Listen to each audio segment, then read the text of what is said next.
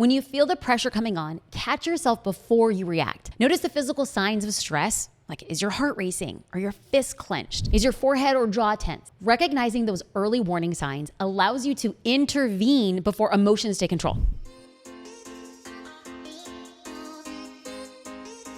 Welcome back to the Jasmine Star Show, where we discuss business mindset and today leadership. Now, I'm going to be the first to admit that when someone classifies me as a leader, it feels like I'm wearing a pair of shoes that are like 3 sizes too big. Awkward, oversized, misappropriated. Let me ask you a legit question. Have you ever worn shoes 3 sizes too big? Like, dude, I have. Okay, so this is a weird place to start this podcast, but I'm gonna find a way to loop it back in. Let me tell you the story. Back in the day, there was a shoe brand called LA Gear, and I thought it was the coolest brand to ever exist. As a girl born and bred in LA, those shoes felt like the pinnacle of coolness, and like you have arrived. I wanted a pair of LA Gear tennis shoes so bad, but I didn't want just any pair.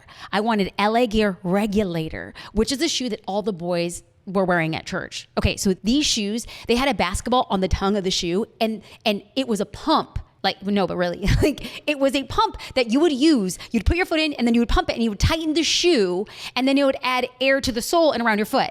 When I saw commercials for the Regulator, my heart stopped and I wished for those shoes with every fiber in my body and being. Of course, my family couldn't afford the shoes and we shopped entirely at thrift stores. So I didn't even bother asking my parents for them because it just wouldn't have happened. And then one fine magical day, my mom was shopping at Pick and Save and there was a rack full of discounted shoes. Now, I knew those shoes weren't cool anymore, but like I didn't care. I just wanted to own them. The problem was they only had men's sizes and I was 9 years old. But did that stop me? Oh no, it didn't. I begged my mom for the shoes and I swore, I'm like, I'll be good. I'll do extra chores and I'll dedicate my future basketball career to you, mama. Let's go. So spending $29.99 on those shoes was beyond steep for my mom, but she knew I would dream of them forever. I mean, here I am years later talking about them on a podcast. Oh, I put those shoes on before we walked out of Pick and Save. And despite like I pumped those shoes up so much, they just didn't fit. I didn't care. I didn't care at all. Those shoes slipped right off my heels every time I took a step, but I kept walking with my head held high,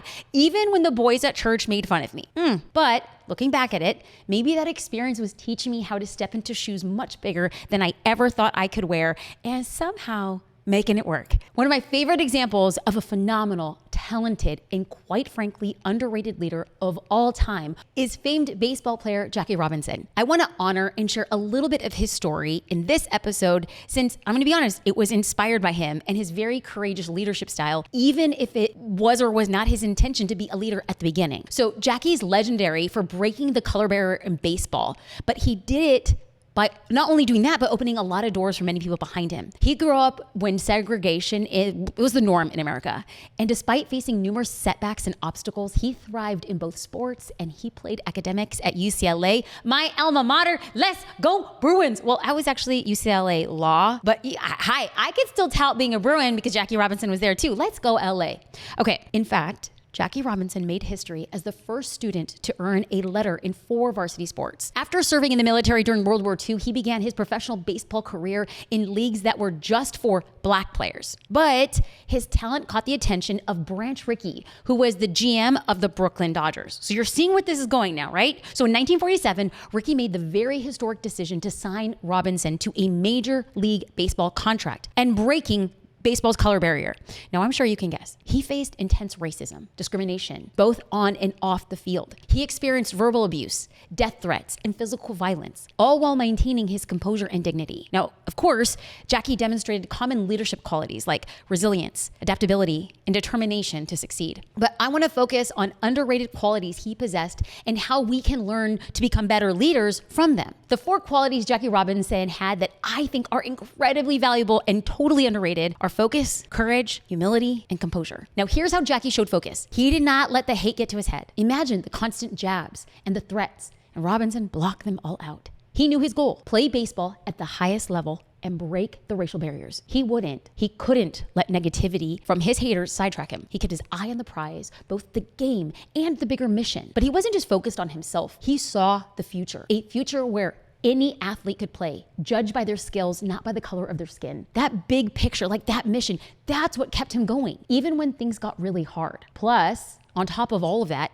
He never stopped pushing himself. He wasn't about to settle, not even with all that noise going on around him. He kept getting better, honing his skills, and he became a stronger player in the process. The more hate, the better he got. Now, the focus on improvement just wasn't about his game. It was about a message of never giving up no matter what. So because he focused on his goal, his vision, and his improvement, he couldn't lose. Now, I feel like I need to say that again. Because he focused on his goal, his vision, and his improvement, he couldn't lose.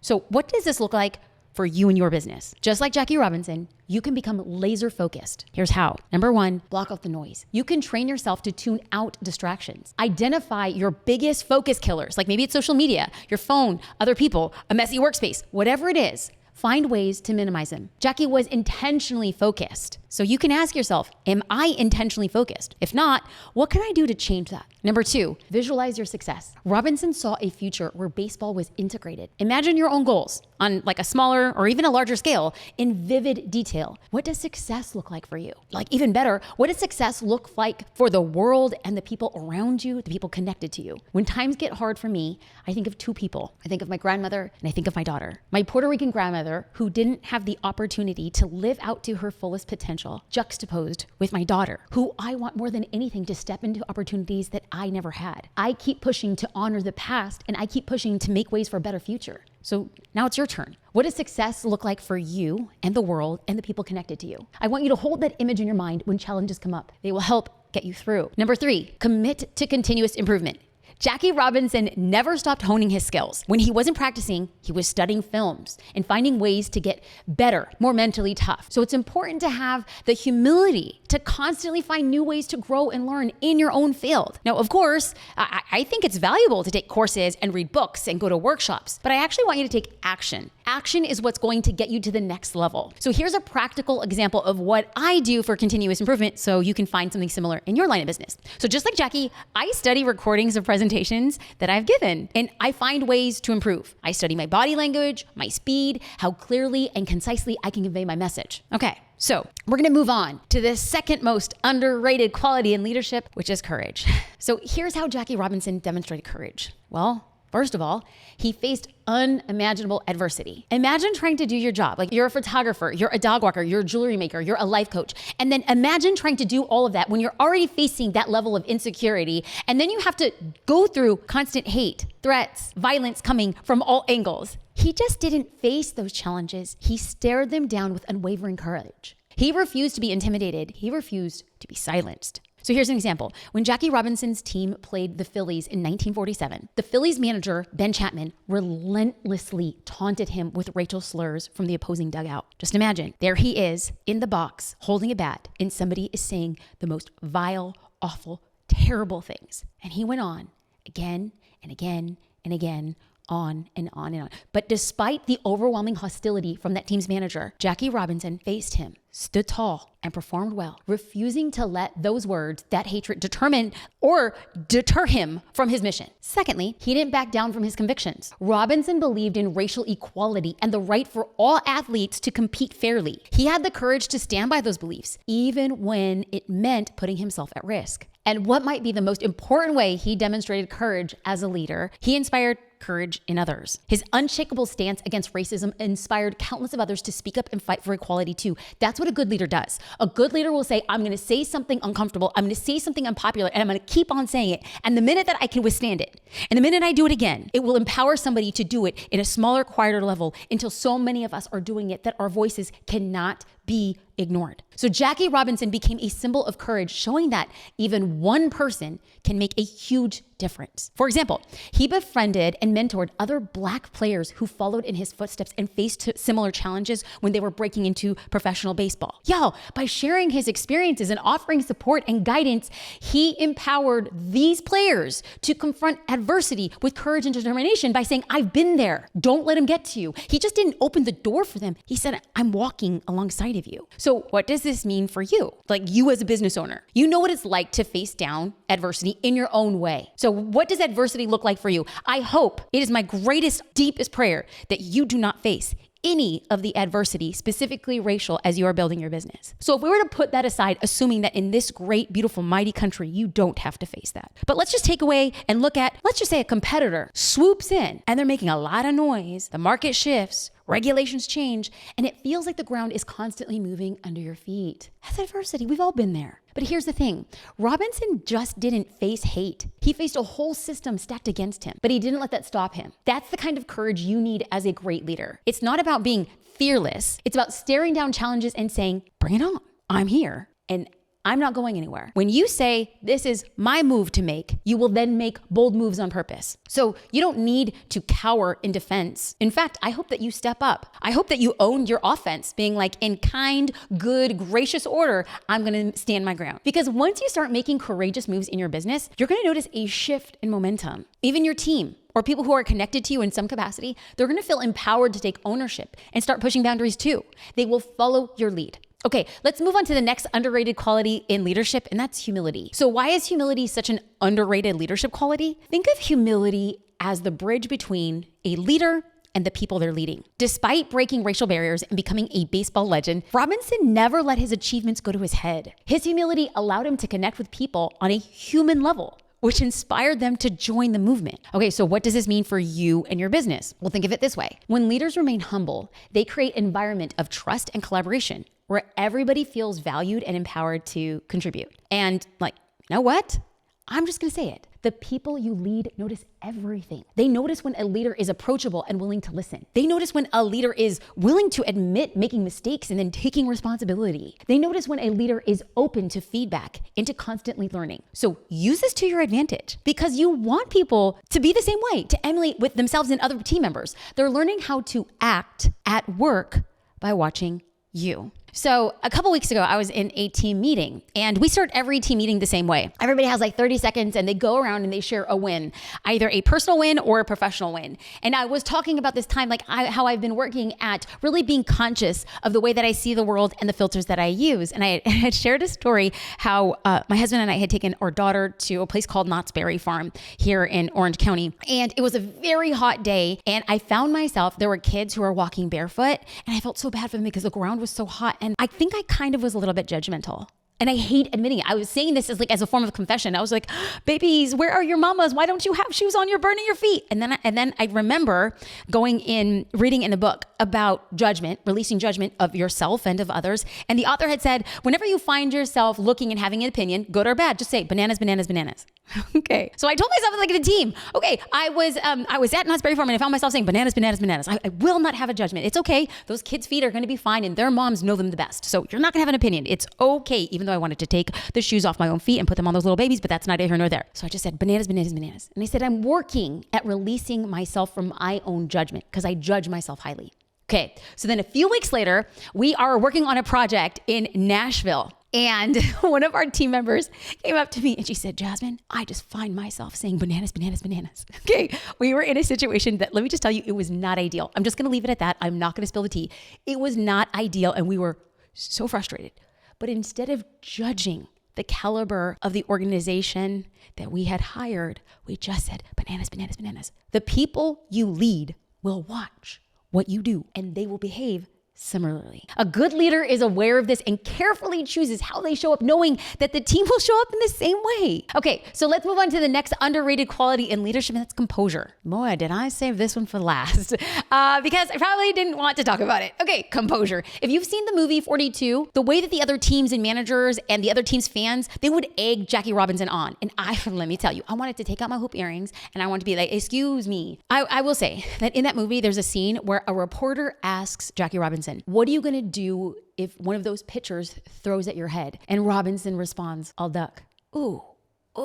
They tried so hard to get a rise out of him, but he was cool as a cucumber. And guess what? He broke barriers. He became a civil rights icon and he won the World Series. He won in every single way possible. His ability to stay calm and focused on the game under such hostile pressure was a testament to his mental fortitude. He pivoted. He proved to the world that Black athletes belonged in Major League Baseball, not just for their talent, but for their leadership qualities as well. Even when so many people were trying to prove the opposite, did that stop him? No. Did Jackie Robinson set out to be a leader? Was that his intention? Or did he simply want the chance to become one of the the best baseball players of his time. Whether it was his intention or not, it's what happened. He became a leader. And maybe Jackie and I have something in common. Maybe being titled a leader feels like we're wearing shoes 3 times too big. Or maybe he always had the qualities and baseball allowed him to step into his future self, his fullest self. Recently, I joined Gary Vaynerchuk's executive group coaching program called Vive. And part of the onboarding process, I had to complete a survey called Print. In fact, I got an email from the executive coach who's guiding our cohort, and this is what her email said. Hi, Jasmine. I'm Dr. Natasha Jordan, and I've coached leaders from a spectrum of businesses and environments ranging from startups to established multi-million-dollar enterprises across various stages of growth. And my mission is to help you scale your unique leadership strengths as you embark on the Vive journey. Where do we go from here? Once you've completed the Print survey, we'll arrange your post-assessment session where we'll connect one-on-one to debrief your results. Why an assessment? Okay, well, actionable insights. The Print survey provides insights on what drives your leadership, how your leadership shapes your business strategy, and most importantly, your why. All right, let me just pause here at this point in the email because I was reading the email. At that point of her email, I began dry heaving. I was like, oh my God, I need to breathe in a bag. I can't breathe. Because that panic, surely that survey was gonna reveal that I'm actually not a real leader. And then if they found out I was not a real leader, I would be asked to leave the program. Now, of course, deep down, I know that wasn't true, but that first thought was worst case scenario. Oh my God, they're gonna know I don't belong. So what I'm gonna do is I'm gonna finish her email before I share my results with you. Her email continued with, your why report is a catalyst for scaling up. After the assessment, you'll receive a detailed report informing you of your debrief session, driving your ability to lead and scale with precision. Together, we'll examine your report and craft a plan aligning your leadership style with scalable business strategies. This is not about introspection for your own sake. It's about actionable self-awareness that directly translates into business performance and team efficacy. This is about transforming your innate leadership style into a strategic asset for scaling your business, not about your personal life advice. I'm looking forward to partnering with you. Okay, I'll end that email there. So I finished her email and then I immediately did that assessment. And I answered, honestly. And then I was finished 20 minutes later. And then I was shown my results. I discovered that I was a Print survey 8-3. And here's the description of my leadership qualities. 8-3s have great confidence in going after what they want. They believe that the strong and capable will survive, and competence, courageousness, and relentlessness and determination are ultimate survival skills. They seem to flow into positions of authority, designated or not, and they remain calm under pressure and feed off stress energy that usually causes other people to back down. 8-3s rely on their resourcefulness to obtain successful results and speak in a direct, honest, and straightforward manner. 8-3s are extremely protective of the people they care about. If someone in their inner circle has been mistreated, you can be sure that an 8-3 will stand up to protect them, focusing on helping keep things fair for everyone. Okay, I was straight red. That assessment, it opened my eyes to things I could not see about myself. The things that I considered, that's just natural, it's just normal. I realized those were innate leadership qualities. In that moment, I felt really deep hope. I felt excitement that I can grow into the shoes that I have been wearing. And maybe, just maybe, those shoes won't be as oversized when I finish this executive group coaching program. I can't wait to share more about what I'm learning with you from that program. But now I want to get back to the present day. What does this mean for you in your business? Just as Jackie Robinson demonstrated on the field, your ability to stay calm and focused during turbulent times, that can be and make the difference between success and failure. When you lead with composure, you inspire confidence in your team and you instill a sense of stability within your organization. So as obstacles come up in your business, remember to keep your composure. Here's a little framework called the 3 C's of composure to help you when you feel like you're losing your cool. Number 1, catch yourself. When you feel the pressure coming on, catch yourself before you react. Notice the physical signs of stress. Is your heart racing? Are your fists clenched? Is your forehead or jaw tense? Recognizing those early warning signs allows you to intervene before emotions take control. Number 2, challenge it. Don't let it dictate your perspective. Challenge the situation in your mind. Is it truly a crisis? Will it matter in 5 years? Or is it just another bump in the road? Reframing the situation as, hey, this is just another challenge. Well, it's gonna reduce the stress so you can make a clear-headed decision. Number 3, confident communication. Trust me, even when you feel flustered internally, project confidence through communication. Maintain eye contact. Speak in a steady tone. Avoid fidgeting. Why? Confident nonverbal cues will start to make you feel more confident and rewire the way that you're viewing the situation. Okay, now let's wrap things up. Let's do a quick review. We learned about Jackie Robinson's underrated leadership qualities and how you can develop them for yourself as well. They were focus, courage, humility, and composure. When it comes to sharpening your focus, block out the distractions. Visualize your success and keep improving, just like Jackie did to achieve his goals. When you're leading, lead with courage. Don't be afraid to face challenges head on by taking bold moves. Because when you do this, you're gonna be inspiring other people. Embrace humility by staying grounded, being open to feedback, and valuing collaboration. And lastly, keep that composure. The 3 C's to composure: catch yourself, challenge it, communicate confidently. Following this will help you keep your cool and make good, confident decisions. Remember, leadership is about inspiring change and greatness in others. So how are you going to use this in your life, in your business? I would love for you to share stories on leadership qualities that you're working on so I could cheer you on. Send me a DM. Like, I want to connect with you. I want to know that you're listening, because it is an honor to create, produce, and make the Jasmine Star Show. If you have been listening for a while, it would mean nothing more, please, for a review. I will never stop asking for them, because if you haven't given one, this message is just for you. I want to say thank you again for listening to the Jasmine Star Show. And as you step into leadership, I'm reminding you that if you want to be courageous, you must be willing to make courageous decisions, even in the face of adversity.